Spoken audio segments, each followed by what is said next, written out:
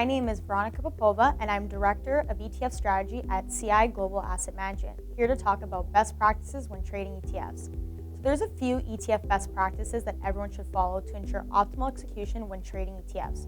The goal here is to minimize the cost of trading ETFs as much as possible, and the cost that we're talking about here is the indirect cost, known as the bid-ask spread.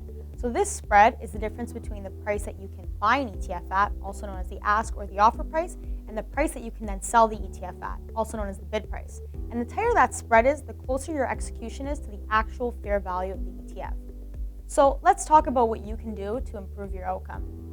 So first and foremost, we always recommend placing trades using a limit order. This will help ensure that you have control over the price that you're willing to pay or receive by preventing execution at a price beyond the current market bid or ask.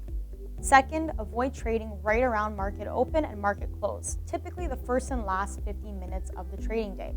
Generally, these are periods where bid-ask spreads are widened out for several reasons, and it's best to not transact during this time generally. Next is to be mindful of market volatility, which sounds very general and common sense, but when market volatility is high, especially surprisingly high during times of macroeconomic events such as Fed or Bank of Canada rate announcements, this can lead to ETFs having wider bid-ask spreads. So best practice is to wait for that volatility to subside before trading if possible. Another best practice includes considering the time and geography. It's generally best practice to trade ETFs when the respective market where the underlying holdings trade is open.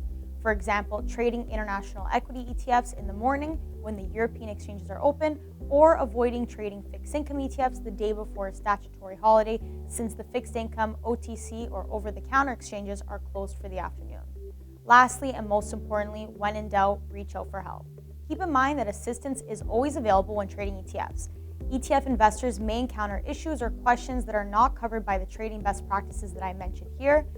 They also may unknowingly face higher costs when trading larger ETF share amounts, and it's important for investors to focus on controlling these costs as much as you possibly can. So rather than going it alone, investors should consider reaching out to their dealer or trading desk or to the ETF issuer for assistance. Hope that helps. Happy trading!